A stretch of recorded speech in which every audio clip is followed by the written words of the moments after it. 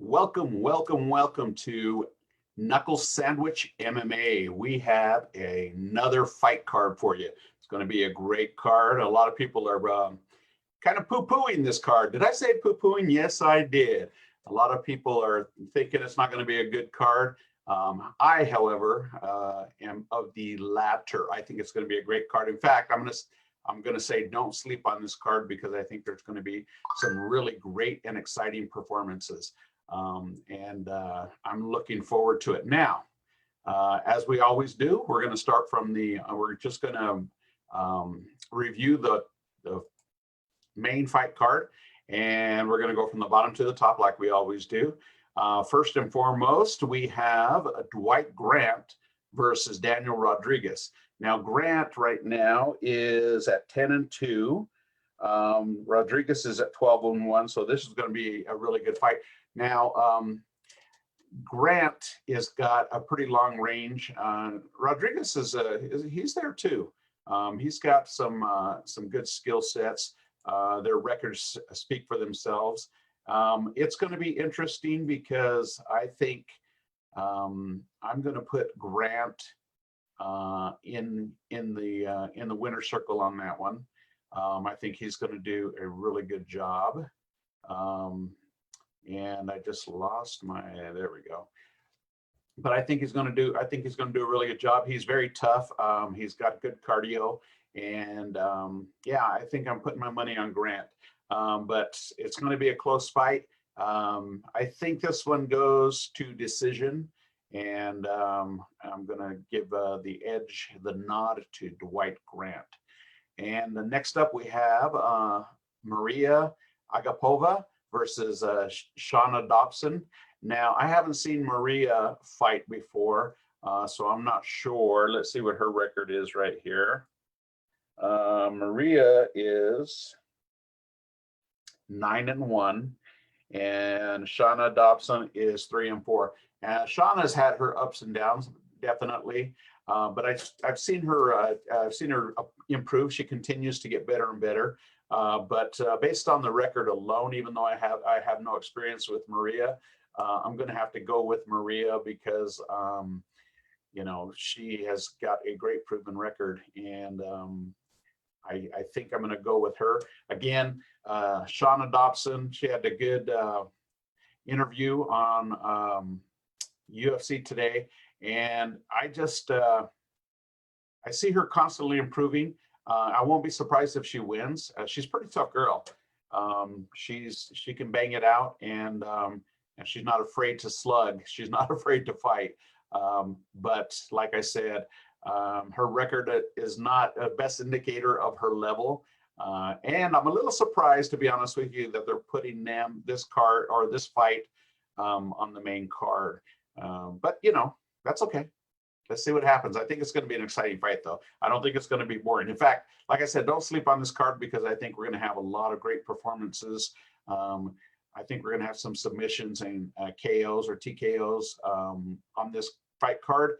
Then we're going to move up to the next one, and this is Marcin Prachnio versus Mike Rodriguez. Now, I've seen Mike Rodriguez fight, and he is a pretty good fighter. Let me look at his record and tell you what we're looking at here. Mike Rodriguez is 10-4, and Marcin Prachnio is 13-4. So they got a pretty comparable record there.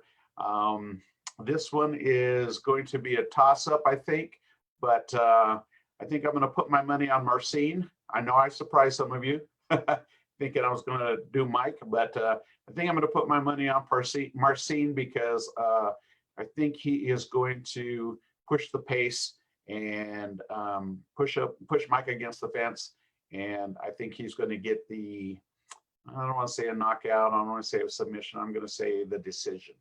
All right.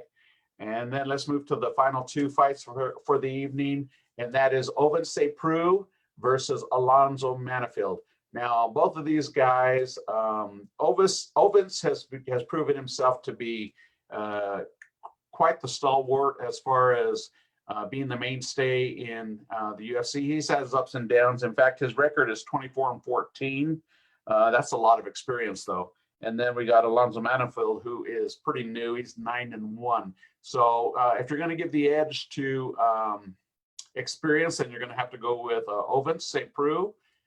He is long. He's very long, and he's got a pretty good cardio. Alonzo Manifield, he looked great on the scales today, as a matter of fact, but he's got a lot of muscle on him. And he's going to have to knock out Ovens probably within the first round, maybe second round, if he's going to win this fight, because I've seen Alonzo gas as well. When you're carrying that much muscle around, especially if there's any wrestling involved, you're going to get worn down pretty quick. And I just don't think he has the gas tank of St. Preux. So barring a knockout by Manifield, I'm going to go with Ovens St. Preux, either by submission or by decision. And I'm not truly convinced on St. Preux's knockout power. And Alonzo Manifield, he hasn't seen a lot of action, so I think his chin is still pretty strong. Definitely doesn't have a glass chin. I've seen him get tagged a few times. The biggest thing for him is his cardio. And I'm not sure about his wrestling ability. St. Preux is pretty good on the ground. He's a good striker. Alonzo's a powerful striker. So that's kind of the way I'm going to go with it today. Is if it's going to be a quick fight, it's going to be Alonzo by knockout. If it goes the distance, or if it goes past the second round, I'm going to give it to Ovens St. Preux because of his cardio and ground game, jiu-jitsu, and also it'll probably be either decision or submission on that one. Okay, now the main card, or the main fight of the card, we've got Pedro Munhoz versus Frankie Edgar. And Frankie Edgar is making his debut at bantamweight. And it's going to be really interesting. I saw him on the scales during the weigh-in.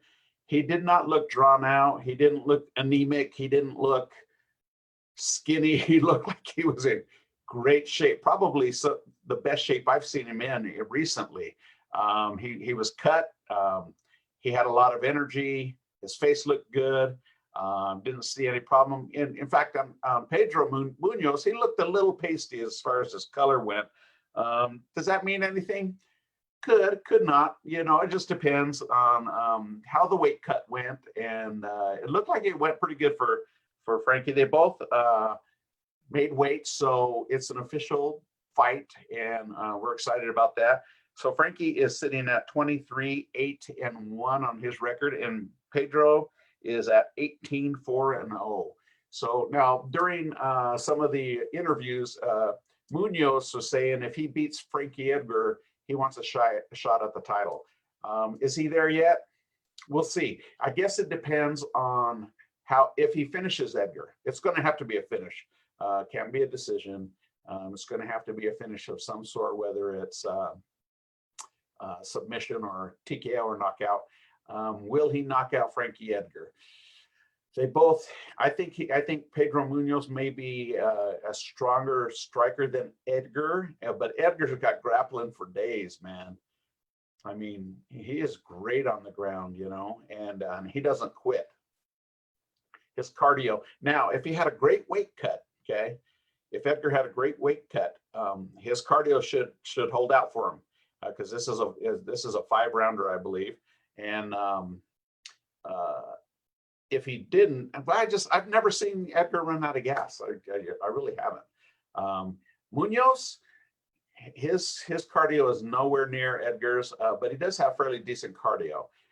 He's got some mean leg kicks though, and so does Edgar. But I think on the power level, I want to say Munhoz edges out Edgar. But I think on the cardio and I think on heart, Edgar all day long, man. Who's going to win this one? Your guess is as good as mine. I don't know. I don't know if I can pick a winner on this one. It's going to be really interesting because if Munhoz is clamoring for a title shot, you know, he wants to put on a good show. he wants to get a finish. And Edgar coming into bantamweight and making his bantamweight debut is going to be really interesting to see how he holds up. Okay, what's the weight cut like? That's going to matter a whole lot. We already know that his mental capacity is right there. He doesn't break mentally. And Munhoz, man, that's going to be a good fight. Any way you slice it, it's going to be action packed. I don't see it, being lay and pray. I don't see it being up against the fence. I think there's going to be a lot of striking. I think there's going to be a few takedowns here and there. I do not think this is going to be a submission. I think it's going to be a TKO or a knockout. And I don't see it going the distance. I really don't. I think somebody is going to get finished. I just don't know who. I don't know who. But the fight is coming up here pretty quick. I think it is tomorrow. Yes, August 22nd at 6:30 p.m. Mountain Daylight Time. I think that's what it is, MDT. It's in Vegas, so it's going to be an earlier card and should be really good. And if you're looking at the prelims, I don't normally cover those unless there's a lot of well-known fighters on the prelims. Then I'll cover those.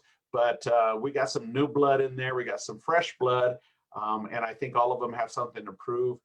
Especially with Dana White's Contender Series, he's been signing a lot of new prospects. I think on week 2, he gave 5 contracts, count them 5 contracts to the Contender Series winners. And he's given away 3 1 week and then I think 4 the third week. So, wow, that's a lot of contracts. And he did say it's a numbers game. They interviewed him and he said it's a numbers game. And so there's going to be cuts on the existing roster because they've got too many fighters now.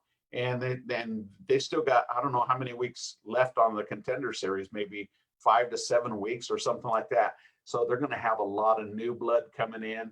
So I'm predicting that the guys on the prelim card, they're going to be fighting their butts off in order to make sure that they remain and they don't get cut by some new blood coming in. Because sometimes the new talent that's fresh in the minds of the UFC, they get a push, and those guys that have good records, but they out of sight, out of mind. Okay, that's what I'm saying. That's what I'm thinking. So I think these guys are all going to step up, and they're going to push the pace. I do not think this is going to be a boring card. I think it's going to be a very exciting card, and those are the reasons why, okay? Anyway, and by the way, if you guys haven't heard, and I'm sure you have, John Jones gave up the light heavyweight strap, and it looks like Reyes and Jan are going to be fighting for that strap, and then he's going to be moving up to heavyweight to take on either, now I know the next fight is going to be Stipe and Ngannou. Okay, that's going to be the next title fight, and then I do believe that John Jones will take the winner of those two. That's how quickly that's going to move up, and I think it's going to be a big fight. It's going to be a huge fight, especially if it's Stipe. If Stipe, if he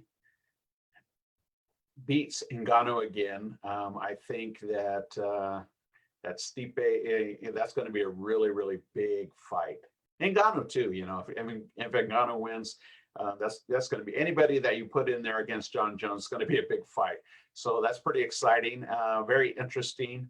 Hopefully they can come to terms on the contract, because I know everybody wants more money. Anyway, should be a good fight, but I'm excited about that. And I'm excited for the Reyes fight too, because to be able to claim that strap and be the new light heavyweight champ would be really cool, very great for whoever wins that. And my leanings are towards Reyes, because I think he's a little bit longer, he's a lot taller, he's got better reach, and his cardio is really good as well. So I'm leaning towards Reyes on that one, but we'll see. We'll gather more information as the time gets closer. But for now, we got some great fights this Saturday with Edgar versus Munhoz or Munhoz versus Edgar. That's the way it's billed. Munhoz versus Edgar. He's the top dog. So let's see what happens. I think it's going to be a good fight, and I don't know who to pick on that one. All right, you guys. This is Alex from Knuckle Sandwich MMA. Like and share, subscribe, because we're trying to build this channel, and we'll do a follow up on this fight card either on Sunday or Monday next week. All right, guys, have a great one. We'll see you at the fights.